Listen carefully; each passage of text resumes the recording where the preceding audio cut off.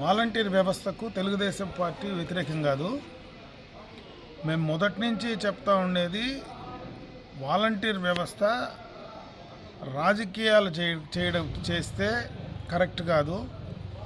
అవి సర్వీస్ చేయడానికి తీసుకున్నటువంటి వ్యవస్థ అది. దాన్ని రాజకీయమయం చేయకూడదు, చేసేది కరెక్ట్ కాదనే మొదటి నుంచి కూడా తెలుగుదేశం పార్టీ కానీ చంద్రబాబు నాయుడు గారు కానీ చెప్తూ వస్తూ ఉన్నారు.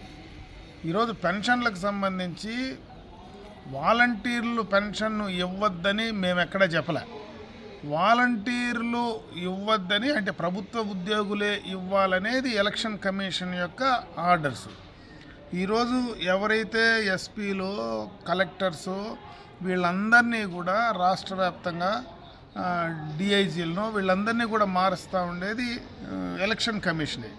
ఎలక్షన్ కమిషను ఎన్నికలప్పుడు తీసుకున్నటువంటి నిర్ణయాలు తెలుగుదేశం పార్టీ పైన మాట్లాడడం, వైఎస్ఆర్సీపీ నాయకులు జగన్మోహన్ రెడ్డి దాన్ని కూడా రాజకీయాలు చేసేటువంటి పరిస్థితి ప్రజలందరూ కూడా గమనిస్తూ ఉన్నారు. ఇంకొక పక్క శవ రాజకీయాలు చేసేది జగన్మోహన్ రెడ్డికి మొదటి నుంచి అలవాటు. ఎందుకంటే గతంలో వాళ్ళ చిన్నాయన హత్య, అదేవిధంగా కోడికత్తి డ్రామా ఇవన్నీ ఆ ఎలక్షన్స్లో చేస్తే, గత ఎలక్షన్స్లో చేస్తే, ఈ ఎలక్షన్స్లో మళ్ళీ వాళ్ళ చిన్నాయన హత్యను రాజకీయ తెరపైకి తీసుకొచ్చి దాన్ని రాజకీయం చేసే ప్రయత్నం చేస్తున్నారు. ఈరోజు ఎవరైతే పెన్షన్దారులు, ముఖ్యంగా ముసలివాళ్ళు, వృద్ధులు, వికలాంగులు పెన్షన్ల కోసం ఈ ఎండలకు రోడ్లకు వచ్చి అక్కడ ఎక్కడైనా చనిపోతే చనిపోయేదానికి ప్రధాన కారణం ఈ యొక్క జగన్మోహన్ రెడ్డి విధానాలు, దాన్ని కూడా రాజకీయం చేసేటువంటి పరిస్థితి ఈ ప్రభుత్వానికి, జగన్మోహన్ రెడ్డికి, ఆ పార్టీ నాయకులకే చెల్లుతుంది. ఇవన్నీ కూడా తప్పుడు ప్రచారాలు. ఖచ్చితంగా వాలంటీర్ వ్యవస్థను రేపు తెలుగుదేశం ప్రభుత్వం అధికారంలోకి వచ్చిన తర్వాత కొనసాగిస్తాం. అసలు పెన్షన్లు అనేటివి మొదలుపెట్టిందే, ఆ సంక్షేమాన్ని తీసుకొచ్చిందే కీర్తిశేషులు నందమూరి తారక రామారావు గారు. ఆ తర్వాత చంద్రబాబు నాయుడు గారు 250 ఉండే పెన్షన్ని ఒకేసారి 2000 పెంచింది కూడా చంద్రబాబు నాయుడు గారే. ఈరోజు జగన్మోహన్ రెడ్డి 5 ఏళ్లలో పెంచింది 1000 రూపాయలు మాత్రమే.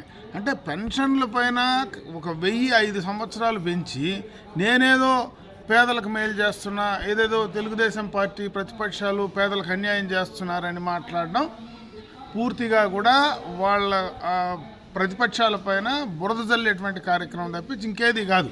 రేపు మళ్ళా చంద్రబాబు నాయుడు గారు ఈ రాష్ట్రంలో అధికారంలోకి వచ్చిన తర్వాత 4000 రూపాయల పెన్షన్ను ప్రతి ఇంటికి పంపించేటువంటి కార్యక్రమాన్ని తెలుగుదేశం పార్టీ, చంద్రబాబు నాయుడు గారు రేపు తీసుకోబోతుందని చెప్పి తెలియజేసుకుంటున్నా.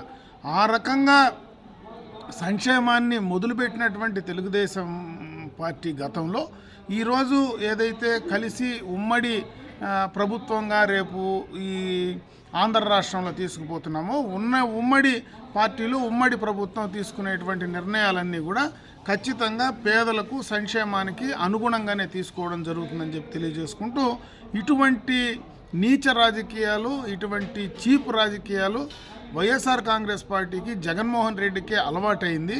ఇది కరెక్ట్ కాదు, ప్రజలందరూ కూడా గమనిస్తున్నారు. ఇన్ని రోజులు నువ్వు తమరు ముఖ్యమంత్రిగా ఉన్నప్పుడు రేపు ఎన్నికలప్పుడు ఎలక్షన్ కమిషను బాధ్యత తీసుకుంటుంది. తీసుకున్న తర్వాత తీసుకునేటువంటి నిర్ణయాలపైన ఇంతమంది ప్రభుత్వ ఉద్యోగులను ముందునే అలర్ట్ చేసి వాళ్ళకి ఇవ్వాల్సిన నిధులు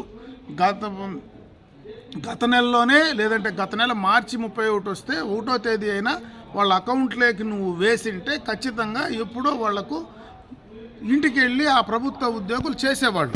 కావాలని వాళ్లకు పెన్షన్లు అందనీయకుండా చేసి దీన్ని రాజకీయం కోసం వాడుకోనేటువంటి నీచపు ఆలోచన ఈ ప్రభుత్వానికి, జగన్మోహన్ రెడ్డికి ఉందంటే, ఈ జగన్మోహన్ రెడ్డి ఈ ఎన్నికల్లో నేను ఓడిపోతాననేటువంటి భయాందోళనలు ఏ రకంగా ఉన్నాయో ఇంతకంటే వేరే చెప్పాల్సిన పని లేదు. ఖచ్చితంగా ఈయన విధానాల వల్ల, ఈయన చేసేటువంటి వాటి వల్ల ఈ రాష్ట్రంలో పూర్తిగా జగన్మోహన్ రెడ్డి ప్రభుత్వం, వైఎస్ఆర్ కాంగ్రెస్ పార్టీ రాజకీయంగా తుడిచిపెట్టుకుపోతుందనేది క్లియర్ కట్గా అర్థమైపోతుంది.